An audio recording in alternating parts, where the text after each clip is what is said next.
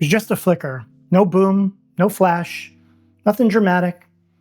But maybe your smart lock glitched, or your fridge got louder, or the TV refused to turn on. You paused and thought, that's odd. It wasn't a coincidence, it was a surge. And odds are, it didn't come from a storm. Most people think surges are loud and dangerous bursts during lightning storms, but here's the truth. Nearly 80% of power surges come from inside your own home. Every time your AC kicks on, every fridge cycle, every garage door opens, it sends a micro surge through your wiring. In summer, the AC alone can cycle over 100 times a day. Each one is like a tiny little electrical punch. You don't hear it, you don't see it, but your devices feel it. It's like letting termites chew on your wiring. Slow, silent, destructive. There's a family we met in Florida. They had a surge plan through their utility company. They thought they were protected, and then one afternoon, their well pump died. $5,000 gone. Turns out, wells weren't covered. Neither were their alarm systems or landscape lighting. Even HVAC was excluded. And their plan? Still charged them every month. And that's the thing, not all protection is real protection. Think of those yellow water barrels on the highway. They're not there to stop a crash in one blow. They slow it down layer by layer. Surge protection should work the same way. Type 1, your main shield installed at the service entrance. Code says 10,000 amps minimum, but we recommend 50 kiloamps for real protection. Type 2, mounted near your panel, guarding full circuits like HVAC or your home office. And Type 3, think plugins. These are helpful for individual devices, but they're your last line, not your first. Would you wear only shin guards into a battle? Exactly. You might be wondering, can I just get one high quality surge protector? It's a fair question, but the answer is not really. Surges don't just come through the main power line, they originate inside too. So a microwave kicks on, a vacuum overloads a circuit, an arc fault develops in an outlet. Your panel protector can catch a lot, but not everything. That's why layered protection is the only true protection. Here's something that no one talks about: grounding. Every surge protector depends on one thing: a clear exit route. Your home's grounding system is a lot like a storm drain. If clogged, loose, corroded, or undersized, energy has nowhere safe to go. And when that happens, it'll go wherever it can, including through your electronics. Even the best surge gear won't save you if your grounding is bad. See that little green light on your surge protector? It's comforting, but it might be lying. Some cheap protectors keep glowing green even long after they've stopped protecting. Inside are MOVs, metal oxide varistors.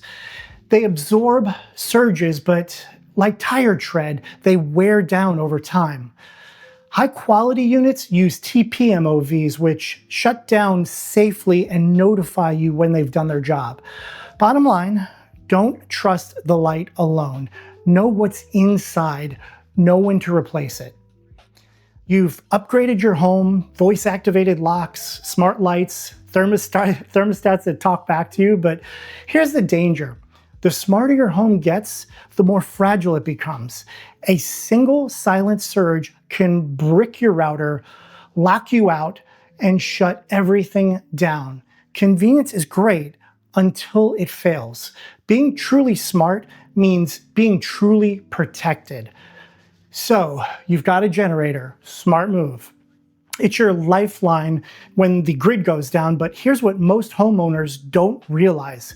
Your generator is still vulnerable to surges, even when it's just sitting on standby. Why? Because even when it's off, it's still connected. Your generator constantly monitors utility power through live sensing lines. A surge from the grid can sneak through that small connection and damage the generator's internal controller before it ever has a chance to turn on. And when it's running, it's exposed to all of the same internal surges we've talked about. Motor cycling and pumps kicking on and appliances drawing sudden loads. And this time, your generator is the one taking the hits. Most homeowners never think about this weak spot, and that's why we're starting to recommend dedicated surge protection installed specifically at the generator. It's not standard yet, but it's becoming one of the smartest upgrades you can make, because when everything else goes dark, your backup power should be the thing that works, not the thing that fails. Surges aren't just sneaking in through outlets. They come in through coax lines, Ethernet cables, and even old phone jacks. One spike on a coax line can cook your modem and crawl through your whole network. If it connects to your home, it can carry a surge. It only takes one. Ignore the fancy Joule rating on the box. Here's what you should be looking for. Surge current rating, KA. How much energy it can absorb in one hit. Let through voltage, or VPR. How much voltage slips past during a surge. Lower is better. Protection modes. Line to neutral, line to ground, neutral to ground. All three should be listed. UL 1449 listing. No listing, no trust. If the specs don't say all of this clearly, put it back on the shelf. Surge protection isn't glamorous, but a single surge can cost you your HVAC, your smart fridge, TV, router, and computer. That's $10,000 plus in a flash. A proper layered system starts at a few $100, and unlike insurance, it works instantly. No paperwork, no waiting, just silent defense 24/7. You've heard the stories, you've seen the gaps. So here's the question.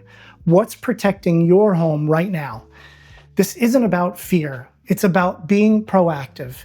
If this helped, pass it along. Someone else might need the wake-up call. If you've got a surge story, drop it in the comments. We're all learning together. And remember, stay sharp, stay hands-on, and we'll keep you powered no matter what.